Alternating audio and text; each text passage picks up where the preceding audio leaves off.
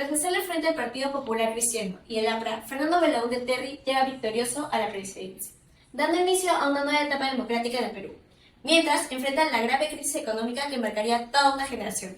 Al mismo tiempo, el país comenzaba a ser sacudido por la violencia política de grupos subversivos, como Sendero Luminoso y el MRTA. Hoy viajaremos a los años 80 para conocer cómo las familias peruanas vivieron y enfrentaron la crisis durante los gobiernos de Fernando Belaúnde y Alan García.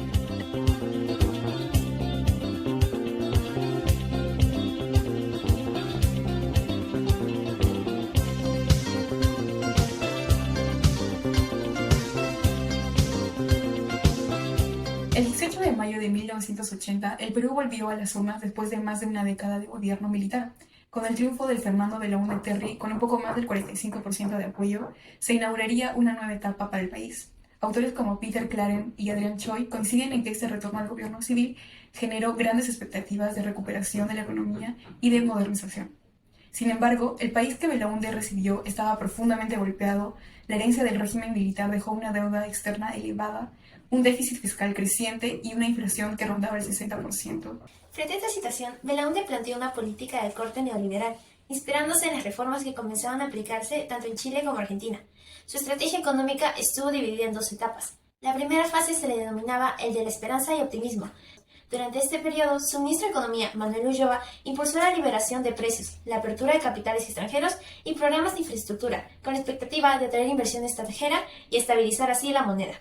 La población percibió esto como una oportunidad de crecimiento y de regreso a los mercados internacionales. Pero esta ilusión fue breve. A partir de enero de 1983 se comenzó la etapa de frustración y desencanto, que se prolongó hasta el final de su gobierno en julio de 1985. La caída de los precios internacionales de los minerales redujo los ingresos por exportaciones en el Perú. El pago de la deuda externa se volvió cada vez más pesado, y como si fuera poco, el fenómeno del Niño de 1983 fue tan devastador que destruyó carreteras, puentes y cosechas, elevando así más el precio de los alimentos. Así, para 1984, la inflación superaba ya el 100% anual, el desempleo urbano aumentaba y el déficit fiscal seguía sin control. Mientras la economía se deterioraba, el país se enfrentaba a un desafío político sin precedentes. El mismo año de las elecciones, en mayo de 1980, surgió el grupo maoísta Sendero Luminoso, que inició su lucha armada quemando ánforas en Ayacucho. El gobierno de Belaúnde respondió declarando la existencia de un enemigo interno, ordenando el ingreso de las Fuerzas Armadas a las zonas de conflicto. La Comisión de la Verdad y Reconciliación documenta que estas operaciones estuvieron acompañadas de detenciones arbitrarias, desapariciones y ejecuciones extrajudiciales, especialmente en Ayacucho, Huancavelica y Apurímac. La violencia también tuvo impacto directo en la vida cotidiana. Los atentados a torres de energía provocaron apagones constantes, afectando industrias y hogares. Miles de familias migraron hacia Lima buscando seguridad, mientras aquí, en los barrios populares se organizaban ollas comunes para enfrentar la escasez y el encarecimiento de los productos básicos. Las universidades también se vieron afectadas por huelgas, paros y amenazas, alterando así el ritmo de sus estudios. Pese a algunos proyectos de infraestructura, como la continuación de la carretera marginal de la selva, el gobierno no pudo revertir la crisis. Cuando Belaúnde dejó el poder, la inflación anual superaba el 150%. El déficit fiscal seguía elevado y la pobreza urbana había aumentado. Así terminó el segundo gobierno de Fernando Belaúnde Terry, un periodo que comenzó con la ilusión de modernizar al país, pero que concluyó marcado por la crisis económica, la violencia política y un profundo descontento social.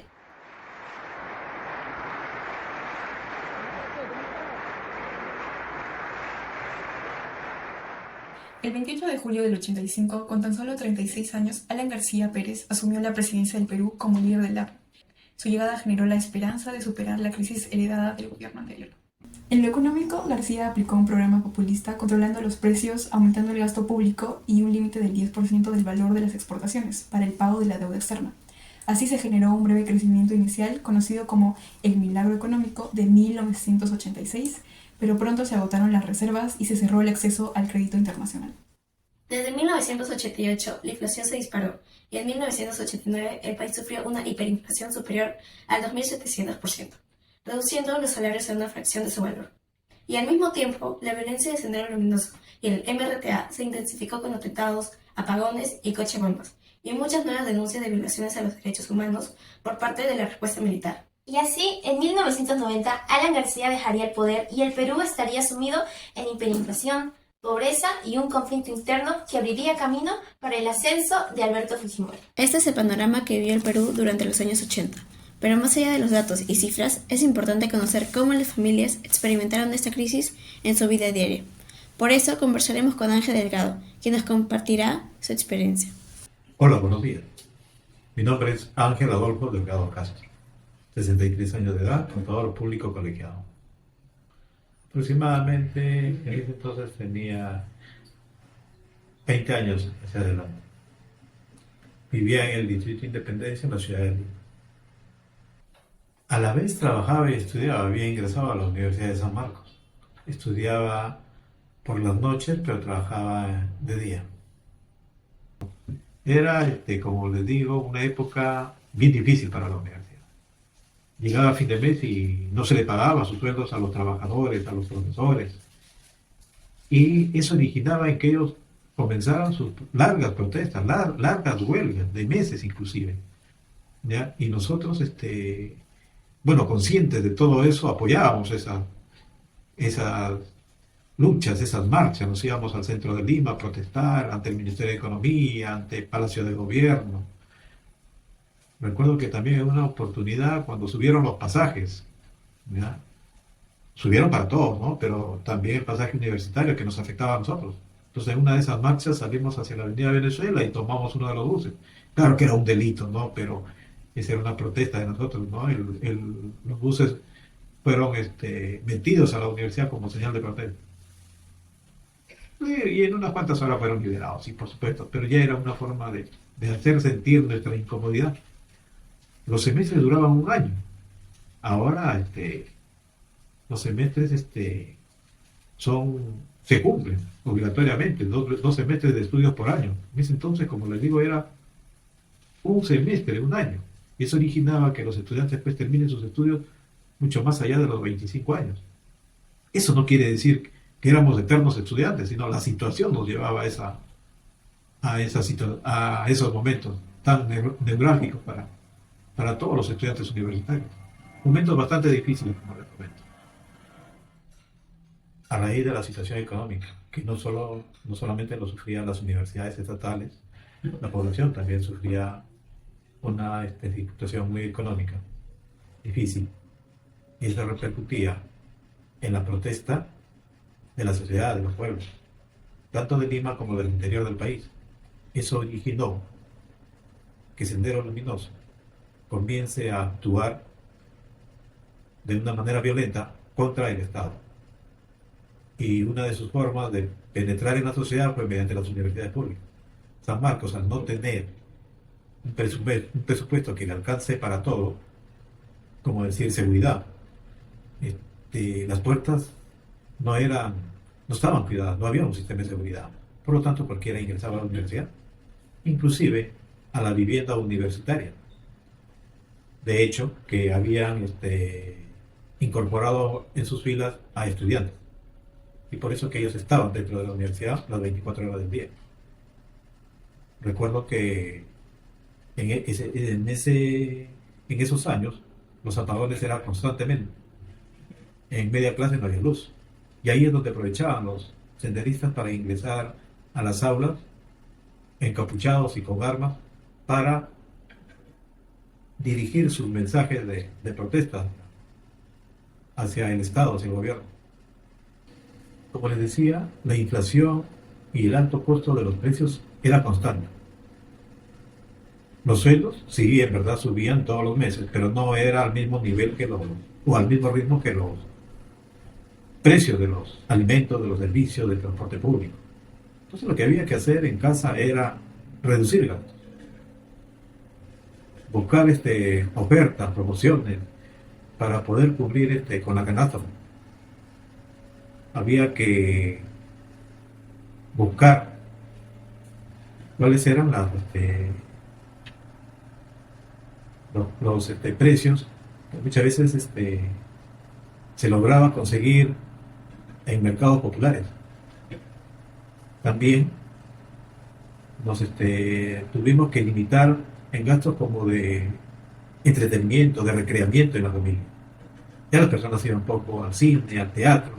Poco a poco el teatro fue desapareciendo. Recuerdo en mi niñez que para fiestas patrias íbamos al circo luego fue desapareciendo nuestra asistencia a los circos. Igualmente pasaba en Navidad, ¿no? No es como ahora, como se celebra la Navidad. La Navidad ahora es más comercial que espiritual. En ese entonces era una Navidad muy simbólica, muy económicamente muy sencilla, ¿ya? A comparación de lo que ahora vivimos, ¿no? Ahora yo creo que por más humilde que sea un hogar, se celebra la Navidad y las fiestas de fin de año de forma diferente, un poco más alegre, más bulliciosa, pero eso significa de que hay un poder económico relativamente mejor que a esos. Como ya les mencioné, buscábamos mejores precios en diversos lugares y reducíamos gastos en lo que no era indispensable, tan indispensable, ¿no? Nos preocupábamos más de cubrir la canasta familiar el día a día. Sí, me acuerdo que mi madre en ese entonces, antes de los años 80, cocinaba tanto en la mañana como en la tarde.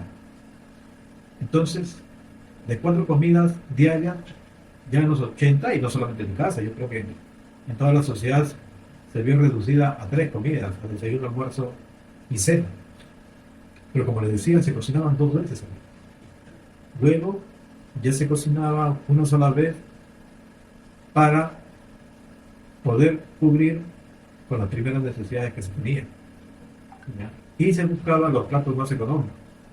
Por ejemplo, me acuerdo que mi madre hacía una exquisita sopa con el hueso de manzana, que en ese entonces venía acompañada de cierta cantidad de carne, pero era más barata pues que comprar 1 kilo de bistec, 1 kilo de carne para freír, ¿no? Además que escaseaba, había que hacer tremendas colas para conseguir los productos de primera necesidad. Otro plato, por ejemplo, yo me acuerdo que no faltaba su proteína, por ejemplo, era un arroz con frijoles con huevos fritos, que para nosotros en ese entonces era un sabroso total.